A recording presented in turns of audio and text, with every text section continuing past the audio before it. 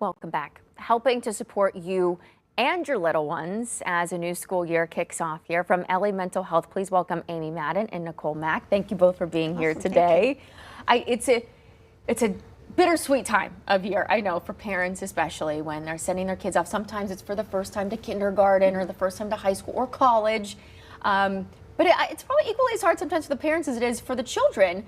And you offer these wonderful services to not only the kids but parents as they make these adjustments, because they can be big adjustments, right? Absolutely. I think, a lot of times therapy has the stigma that you have to have a big crisis or severe mental illness to come in. And we're really here to support everybody in the family, from your kindergartner going off to school to your college student leaving to the parents who have your babies no longer at home. And so we really are here to accept you where you're at, what you need from us.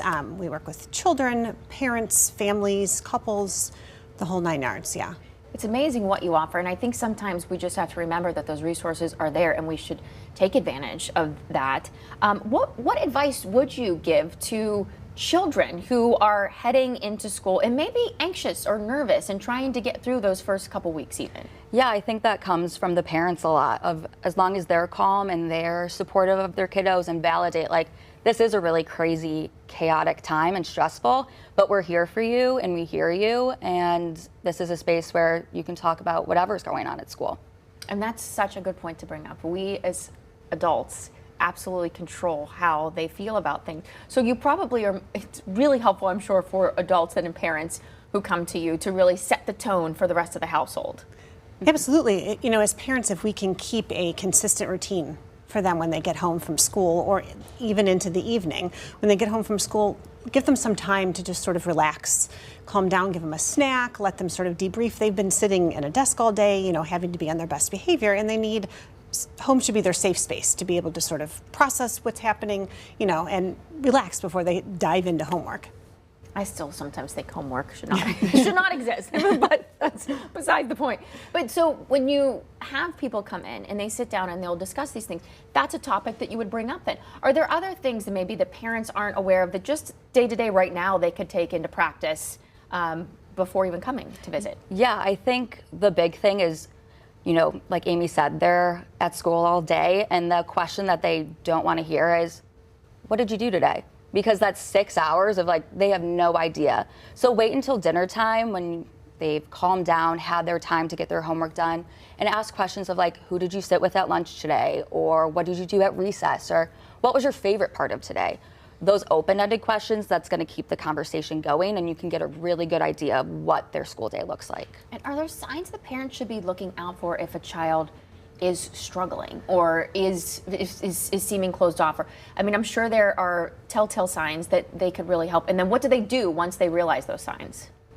Yeah, I think, if there's a nervous belly before school and it doesn't dissipate as time goes on and they're continually anxious, or they're, coming home and staying in their room all the time, they're not wanting to engage, is really, like Nikki said, having open-ended conversations with them, letting them know that they can come to you and talk to you. They're not going to get in trouble for that. Right? That you are a safe space and you want to protect them. And then if you notice if things continue to escalate, set an appointment with a therapist. Having a third party to talk to, an adult that isn't a parent, that there's no consequences, safe space, no judgment, that they can just come in and it's 1 hour once a week, or maybe every other week, just for them to be heard in a space. We, play therapy. Kids express themselves so differently and not always through language like adults do. Mm-hmm. And then when it comes to college age students, going off on their own for the first time, and sometimes maybe having parents who took care of every bit of their needs when they were under the roof and now having to be thrust into the real world almost, so to speak. Who's that harder on normally, the parents or the children when that happens? So I just sent my son to his junior year of college, and I would say it's still hard for me, and I think it's hard for both of them in different spaces, right? Like, you're used to having mom or dad there every day at the end of the day, and sometimes they're just happy to be there too. So, but as a parent, your oldest child, your youngest child isn't there, so you're living this empty nest space. And we talk about that all the time. It's important to make sure that you have all the feelings. Parents have just as many feelings as kids do, going in, keeping your routine, keeping yourself grounded, things that you can do to create a new normal as your children enter into college. I just think it's so important, again, to talk with your children at home, but then utilize this wonderful resource. I mean, elliemaymentalhealth.com is your website, and you have the 3 locations where you do these: Beechwood, Hudson, and Akron. Yes. So available, they make it easy access for everyone throughout Northeast Ohio to get to one of those 3 locations, and they just book it like a typical doctor's appointment. You can do right? it online. We do virtual and in person. So even if you can't make it in, we do everything that we can to meet you where you're at. You can call us. You can book online. You know, however you need to get to us. We want to make it as easy as possible.